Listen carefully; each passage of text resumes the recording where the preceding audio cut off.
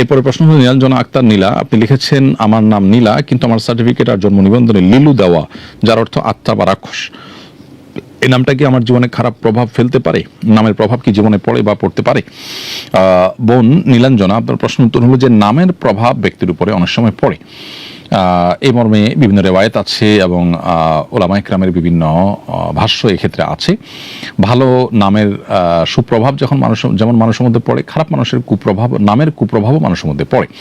এক ব্যক্তি নবী করিম সাল্লাল্লাহু আলাইহি ওয়াসাল্লামের কাছে আসার পর তিনি জিজ্ঞেস করলেন তোমার নাম কি? তো ওই ব্যক্তির নামের মধ্যে এমন একটা শব্দ ছিল যে শব্দটার অর্থ ভালো নয়, এটা নেগেটিভ।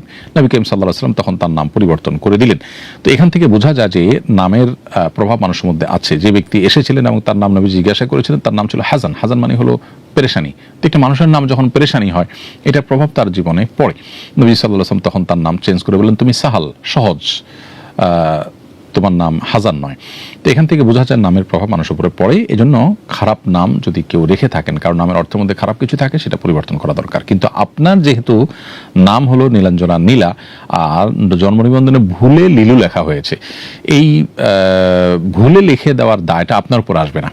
এটা যদি কারেকশন করা যায় আপনি কারেকশন করবেন, যদি না করা যায় তাহলে আপনার নাম তো নীলা বা নীলাঞ্জনা এই নামে আপনি পরিচিত এবং এই নামটা আপনার। সো আপনার ওই কেউ ভুল করে আপনার নামের মধ্যে কিছু লিখেছে, সেটার দায় আপনার উপর আসবে না ইনশাআল্লাহ তাআলা।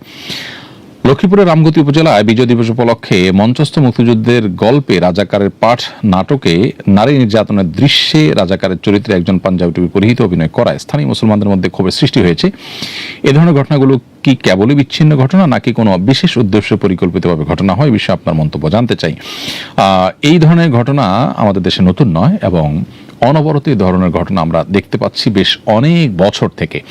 মূলত 1971 সালে রাজাকারদের ভূমিকা যারা অবতীর্ণ হয়েছেন, তখনকার যারা জুলুম করেছে, নির্যাতন করেছে, তাদের মুখে দাড়ি, গায়ে পাঞ্জাবি ছিল না। আমরা তখনকার আমলে বিভিন্ন রাজাকারদের যে সমস্ত ছবিগুলো তখনকার মিডিয়ার মারফতে এখন দেখতে পাই, সেগুলোতে পরিষ্কারভাবে দেখা যায় যে তাদের মুখে দাড়ি ছিল না এবং গায়ে পাঞ্জাবি ছিল না। পক্ষান্তরে বহু মুক্তিযোদ্ধা আছেন যারা দাড়ি পাঞ্জাবি ধারণ করে, তারা ধর্মকর্ম করে, নামাজ কালাম পড়ে তারা মুক্তিযুদ্ধে সামিল হয়েছেন। অতএব এখানে ধর্মকে বা ইসলামকে আপনার ভিলেন বানানোর জন্য বা ইসলাম থেকে মানুষকে দূরে সরাবার জন্য বা ইসলামোফোবিয়া তৈরি করবার জন্য অত্যন্ত সুপরিকল্পিতভাবে দেশের ক্ষুদ্র একটি অংশ তারা দেশের মানুষের উপরে এ ধরনের বিষয়গুলো তারা ছড়িয়ে দেওয়ার চেষ্টা করছে, কখনো বিনোদনের নামে, কখনো চেতনার নামে। এগুলোর বিরুদ্ধে এদেশের মানুষ বেশ আগে থেকে সোচ্চার হয়েছে। শাহবাগ আন্দোলন, এরপর যে আপনার শাপলা আন্দোলন হলো এবং শাহবাগ যে ব্যর্থ হতে বাধ্য হলো, পলায়ন করতে হলো এবং সেখানে যে নাটক মঞ্চস্থ হলো, সে নাটক গোটা দেশব্যাপী দীর্ঘদিন থেকে মঞ্চস্থ করা হচ্ছে। তার ধারাবাহিকতা রামগতির ঘটনা ঘটেছে। আমরা আশা করি যে এদেশে মানুষের পালস এই দুষ্ট চক্র বোঝার চেষ্টা করবে এবং তারা এই দুঃসাহস দেখানো বন্ধ করবে। দিনকে সবসময় খারাপভাবে উপস্থাপন করার একটা চেষ্টা, বিশেষ করে নাটক সিনেমার মাধ্যমে, বিভিন্ন অভিনয়ের মাধ্যমে চেষ্টা দীর্ঘদিন থেকে চলমান আছে। এর বিরুদ্ধে আমাদেরকে সোচ্চার হতে হবে এবং প্রতিবাদী হতে হবে। ধর্মপ্রাণ মুসলমানদের দেশে তাদের বুকের উপরে বসে তাদেরকে এভাবে আঘাত মুসলমানদের সহ্য করা উচিত নয়। দিনই কারণে এবং নাহিয়াল মুনকারের দাবির অংশ হিসাবে আমাদের উচিত এই সমস্ত অন্যায়ের বিরুদ্ধে কথা বলা।